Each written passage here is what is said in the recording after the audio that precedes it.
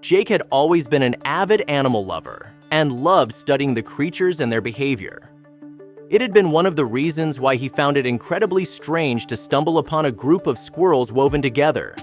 When Jake neared them, instead of running away, the little woodland creatures stayed put. When he saw what they were standing over, he couldn't believe what he saw and burst into tears. On the ground, he saw a pendant, a necklace that he recognized immediately.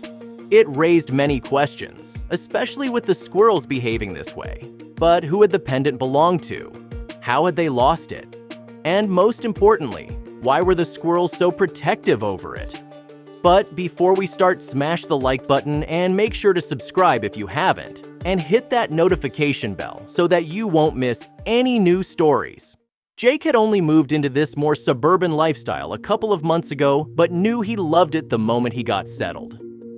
The surrounding areas were amazing, a lot of nature, and the neighbors he now had were incredibly nice. He noticed how people respected nature, feeding animals during more challenging times. Especially the woman who lived across the way from him. She was an elderly lady who always had enough food for the critters that sometimes would even wait in front of her home. He would often say hi to Mrs. Pinkleberry, which she always kindly returned. However, she was more a woman who liked her solitude, and Jake respected that regardless of how badly he wanted to talk to her about the animals. Jake knew today would be the day to do so. As he closed the door and looked toward her house, he came A to E with a disturbing sight. The animals who would so often wait outside of her porch were nowhere to be found. The deer, rabbits, not even a raccoon, were waiting for her to give them a snack. Jake had been astounded by the sight when he first saw it, but he had gotten used to it over time. Now it was weird that none of them were there. Jake calmly made his way over to the lady's home, but as he passed the tree standing in front of her home, he saw the strangest sight. He had seen a myriad of animals here and in the area, but he had never seen them behave like this before. There underneath the tree was a bunch of squirrels, not just casually around the tree. No, these creatures almost seemed as if they were huddled around something together. They were standing over something, it seemed. He caught a glimpse of something metallic reflecting the light before it got buried underneath the squirrels again. It almost seemed as if they were guarding it. Jake crouched down and slowly made his way to the bunch of squirrels. Jake had expected the squirrels to scatter as soon as they saw him. Something that to them could only be a giant come near them. Instead, the animals stayed put. However, as Jake's hand came close to the squirrel, one larger fellow jumped towards it, and before Jake could withdraw his hand, its teeth sank into his skin. With a shriek, Jake fell back, holding his hand close to his chest. He had never been bitten by a squirrel before. He had no clue they could be this territorial about an object. Jake was unsure what to do. Did he have to call animal control? Maybe he could ask the nice lady in her home? Jake grabbed a long wooden stick. He tried weaseling the object in between the squirrels' bodies. He surely hoped that this would work. He scraped the stick across the ground until he saw the cord come from underneath the squirrels as they confusedly parted ways. Jake felt a pang of dread. It was the pendant he had often seen the elderly lady wear. Maybe she had lost it. Deciding to leave the squirrels be, he approached the woman's porch and expectantly rang the doorbell. Each second felt longer than the last as Jake waited, hoping for the familiar sound of her footsteps or the creaking of her door. Shadows of doubt crept into Jake's mind. Mrs. Pinkleberry, always so punctual in her routines, was uncharacteristically absent. He tried to reassure himself. Maybe she was in the garden or had gone out. But the weight of the pendant in his pocket served as a heavy reminder that something was amiss. Moving to the window, Jake cautiously peered inside, hoping to catch a glimpse of Mrs. Pinkleberry. But the curtains, usually drawn open to let the sun in, obscured his view, revealing only vague silhouettes and the play of shadows. Conversations among clustered neighbors painted a picture of shared concern. The gathered crowd of neighbors grew. Their faces mirrored Jake's worry. Their conversations a mix of concern and confusion. Mrs. Pinkleberry was well loved. Her absence deeply felt. Whispers and speculations filled the air, from the benign to the worrisome. Everyone felt a collective pull to do something, to find answers. Pooling their efforts, Jake and a few brave neighbors managed to unlock the door to Mrs. Pinkleberry's residence. Taking a collective deep breath, they cautiously stepped over the threshold. Jake's heart raced, the pendant from earlier acting as a heavy weight, anchoring him to the urgency of the situation. The once cozy interior of Mrs. Pinkleberry's home was a stark contrast to Jake's memories. Furniture overturned, personal items strewn about, and an unmistakable aura of disturbance dominated the scene.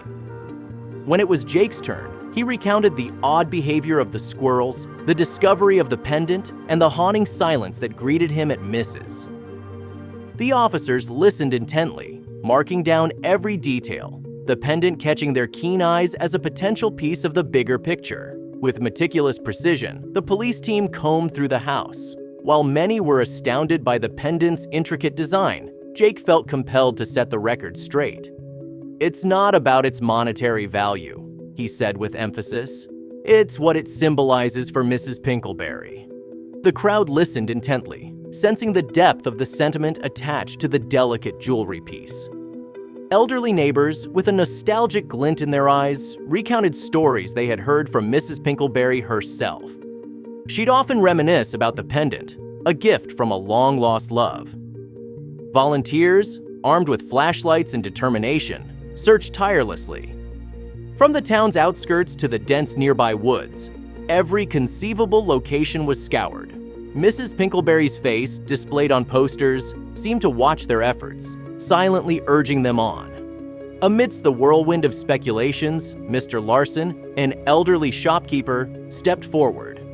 With a tremor in his voice, he spoke of a nondescript van he'd seen parked nearby on the day of the incident.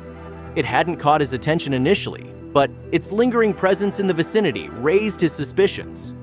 While most would have dismissed it, Mr. Larson, ever the meticulous observer, had jotted down the vehicle's license plate number. As he revealed the scribbled numbers to the anxious crowd, murmurs spread. With a newfound lead in hand, officers sprung into action. Time was of the essence. The license plate details were relayed to the department, leading to an intensified pursuit. Patrol cars crisscrossed the town, their sirens echoing the urgency of the hunt. Hours of sifting through records and cross-referencing databases finally paid off.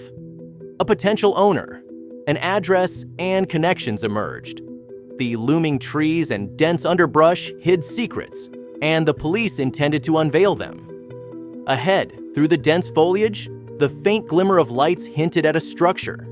As the team approached the cabin, an unexpected sight met their eyes. Wildlife, predominantly squirrels, seemed to be keeping a vigilant watch around the structure. Their presence and peculiar behavior were strikingly similar to Jake's earlier encounter with the creatures in town. The forest around them was still, yet from the wooden structure before them emanated faint, muffled sounds. Were they voices? With practiced precision, officers rapidly spread out, ensuring all escape routes were covered. The element of surprise was on their side, leaving no chance for those inside. When the cabin door creaked open, a scene of despair and hope unfolded. In the dimness sat Mrs. Pinkleberry, bound but resilient. In the room's corners, two figures emerged from the shadows, their plans foiled. Within moments, they were detained, their intentions thwarted by the determined team. The town's atmosphere transformed from anxiety to celebration as news spread of Mrs. Pinkleberry's rescue. Welcoming her back, the residents expressed their joy and relief through tearful embraces and cheers. Jake, with a beaming smile, was at the forefront, embodying the town's collective sentiment. Amid the jubilation, Jake approached Mrs. Pinkleberry, the pendant in hand. As she took it, holding the symbol of hope and memories, their journey came full circle. This wasn't merely a tale of a disappearance. It highlighted the strength of community ties, enduring hope, and the indomitable human spirit.